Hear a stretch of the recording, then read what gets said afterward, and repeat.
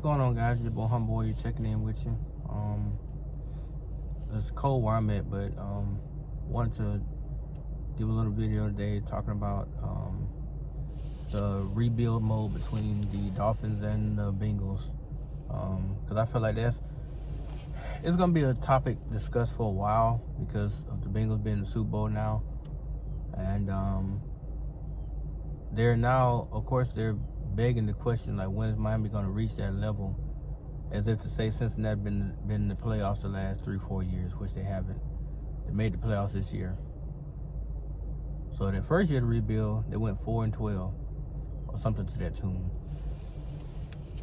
The first year Joe Burrow was rookie. The first year they got Joe Burrow at first overall pick. His rookie year, he broke his leg. Well, he tore his ACL and his MCL. Disregard broke his leg. He tore his MCL and his ACL. They went 4-11 and I think a tie. And then his second year, which would be this season that just passed, they made the Super Bowl run. Now, people want to give him total credit, which is fine. He's a quarterback, but you have to look at everything they put around him to make that possible. In that Kansas City game, some people want to say the game is rigged. They threw that game, blah, blah, whatever. But Cincinnati defense actually showed up to play. Now, that ain't got nothing to do with what Mahomes did, because at the end of the day, if you're up 21-3 and then, you go into halftime up 21-10, and you do that stupid 5-second play that went nowhere, like when he snapped the ball, I don't think he realized where he wanted to go with the ball, so he just threw it to Tyreek, and Tyreek got tackled. Which he wasn't gonna get in the end zone no way, because Eli Apple and Hendrickson was waiting on him. So I didn't really see him beating two people to get in the end zone, especially his stature and the way he's built. But that Cincinnati defense, the second half, completely shut down that Kansas City offense. They went from playing zone to playing strictly man, and they doubled Tyreek and Kelsey the entire time. They gave him Pringles, they gave him Robinson, they gave him Miko Hartman, because they do not believe in the ones outside of Kelsey and Hill. They don't believe those other guys can beat them, and they were right. Now, Joe Burrow did his part. Scored 11 third quarter points, touchdown, 2 field goals, and then he went and he scored a touchdown and a field goal. Yeah, so then the fourth quarter they put up another field goal, and then overtime they put the nail in the coffin with the game-winning field goal. At the Kansas City base, I want to say Kansas City kicked the field goal in the fourth, and then they went overtime. Then Cincinnati kicked the game-winning field goal. But people want to say, oh, Joe Burrow, he did it all by himself. He led the Bengals to the Super Bowl. That's partly true. He did lead them. But that team did what they were supposed to do. Which, to me, is funny, because if you continue with that narrative, that quarterbacks lead as if to say the other team don't do his part, then that quarterback's going nowhere. Ask Dan Marino what happened to him with no defense. No running game. All he did was pass the ball 40, 50 times a game. He got to the Super Bowl, he did, but he got smoked by a much more well-balanced attack. He got smoked. So to give Burrow all his credit is fine. It is. But you have to start acknowledging the fact that the things around him were doing exactly what they need to do at the right moment to get him where he is now. With that being said, those good old Miami Dolphins, they started their rebuild in 2019. I gotta shake my head. In 2019, they started their rebuild. 5-10, or 5-11, won the last 5 in a row. Went into the draft. That's when they had Burrow, Herbert, and Tua. Now, the reports were saying that they wanted Joe Burrow, but they weren't willing to go up that high to get him at number 1 overall, because they would have to give up a lot with Cincinnati to go get him. So They chose to stay at that 5 spot because right after them was the San Diego Chargers, which they ended up drafting Justin Herbert. And you know how that story goes. So Cincinnati took Joe Burrow first of all, and Miami Dolphins took Tua. Now, Tua had just came off a major hip surgery, and he really wasn't expecting to play. But Brian Flores, being the person he was, wanted to see what the kid can do right away. So he put him in the snippet of the Jets game, and then they went into their bye week. Coming off their bye week against the Los Angeles Rams, Brian Flores benched Fitzpatrick for Tua. And, of course, I got excited because I wanted to see what he could do. Then I suddenly realized, well, that might have been a mistake because, you know, this is his very first game. He had 94 passing yards and a touchdown, decent quarterback rating, but the defense basically balled out that game thanks to Jared Goff, 4 picks. But fast forward, you know, they went 10-6 that year. Then this past year they went 9-8. First start off 1-0 against the Patriots. 7 straight games they lost. After Tua went down to injury, they lost 7 straight. He did come back, however. Let me paraphrase. He came back against Jacksonville and Atlanta, and he lost those 2 games. They go on his resume as a loss, but if you saw those 2 games, even though he threw a pick, he threw 2 picks against Atlanta and a pick against Jacksonville, he still put them in position when they were up. They were actually leading when he went to the bench. In both games, they were leading. No, the Atlanta game, they was tied. But they were in position to win both of those games. And then the defense itself didn't do nothing in regards to stopping them. Now, could that be because Brian Flores called a different game plan or whatever? I don't know. But they ended up losing that game. So, they, like I said, they finished the season 9-8 because they beat New England. We swept them. So, they beat them. So, Cincinnati finishes, I think, 11-5 or something like that. Number 4 or 5 seed in the AFC. And they started off with a home game versus the Raiders. They beat them, I think it's 26-11 or something like that. Went on the road to the number 1 seed overall, Tennessee Titans. Beat them 19-13. 19-16. Sorry, 19-16 in a very, very close game.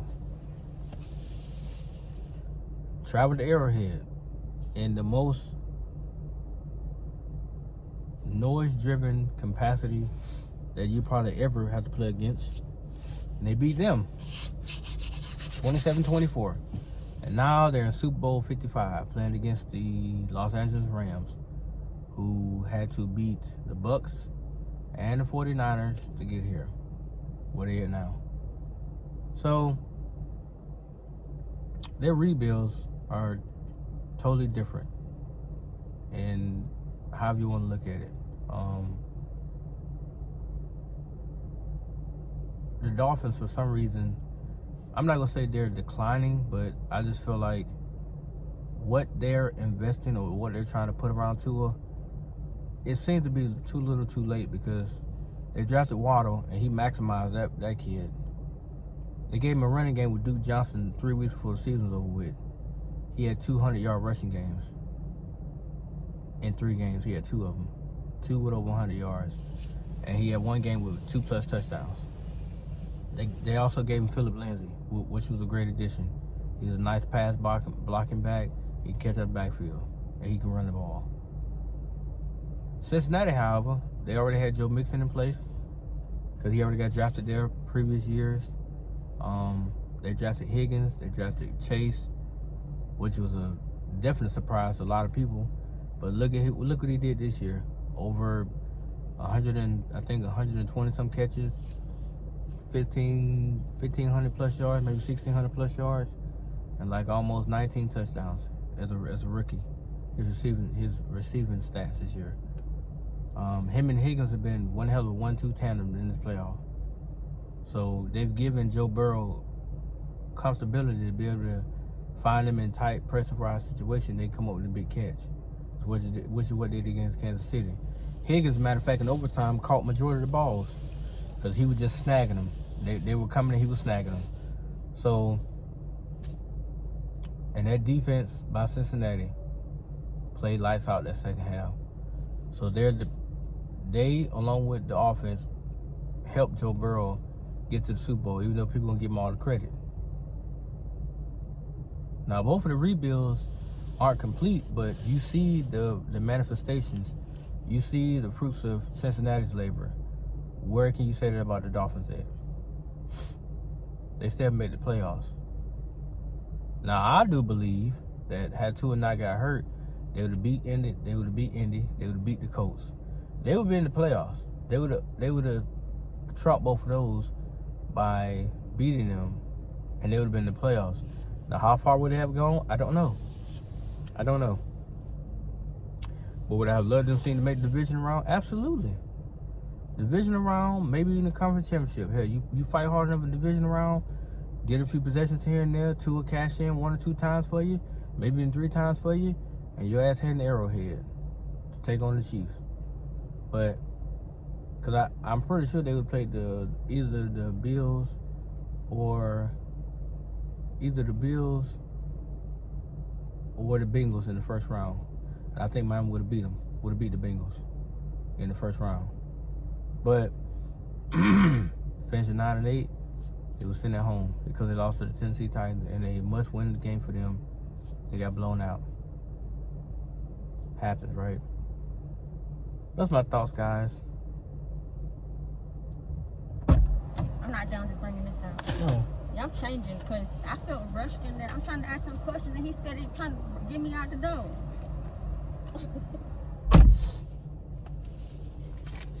What do you say about that? But they I feel like this draft, because they have, I think it's like at the bottom, they got like, I think it's either 29th or 30th pick. They need to find a way to get up into the teens. They need to draft a receiver, or at least get a decent receiver in one of these rounds that will subside or surpass Jalen Waddle.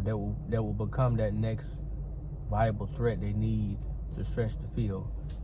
Because right now, to me, what they're doing is they are hovering to a ceiling. They're setting it here. See my hand? They're setting his ceiling here. So his ceiling is being caved in even though it hasn't reached its potential. So they're keeping him here. That's why you see the short pass. That's why you see the RPO game. That's why you see all this other kind of stuff that people don't like to see. He didn't, because in college, if you followed him like I did, he had 3 different offensive coordinators. He had 3 of them.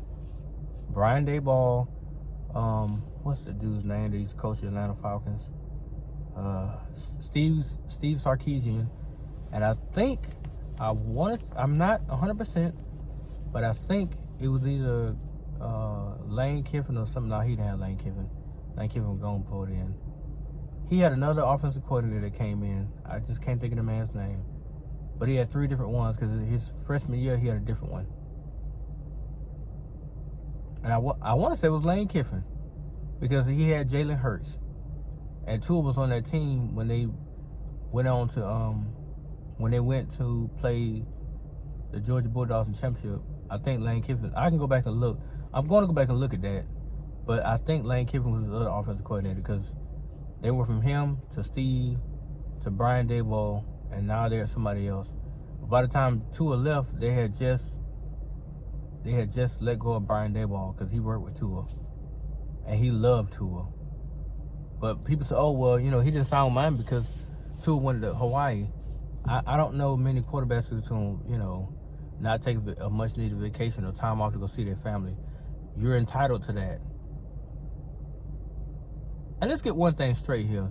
That season last year was not all on Tua because that defense played like hot-ass trash. So to sit here and blame him for that, you're retarded. Because the 7-game losing streak, I know for a fact against the Colts and the Raiders, they should have beat them teams. Even with Jacoby Brissett at quarterback, they should have beat them. But they didn't. They let Jonathan Taylor run wild on him. They let Derek Carr look like an absolute superstar against them. Now the Bucs, that was a different story. I feel like with Tua, they probably would end up staying close, but I don't think they would win the game, but they would stay close from what it was. Because Jacoby threw for 279 yards in that game, and they still lost. So Tua could easily put up 300 plus in that game, but he was hurt. So moving on. Like I said, they have a lot they got to fix. They got a lot. Most of it's the line. Then you go to the skill set players around them. And then if you want to, like I said, bring him some competition. But don't sit there, do not sit there and just say, oh, it's his. No, make the kid work. I want to see him work. I want to see him compete. Because I believe it's going to make him that much better. I mean, if you give him something to compete against, instead of putting Jacoby Brissett out there where he knows he's not a threat. You know, to me, I think Tua always has a strong competitive drive. Now, Brian Flores said he had a shitty work ethic. I don't know how true it is on one day on the practice field. Can't speculate on that. But you could tell that some of the things being said about him was starting to get to him a lot, especially in the post-game interviews when reporters asked him questions, and you could see that it was starting to get on his nerve, that you could see that he was thinking about what people were saying. So it's understandable in his case. It's understandable because a lot of people want to get to the playoffs, but they got to realize not every quarterback is able to play in Miami. Tua actually is. Every game they've been in that he started, they were within either a few possessions away from winning it or losing it. But you was in the game. You may not like the way he plays, but he wins a lot of games. He wins a lot of games.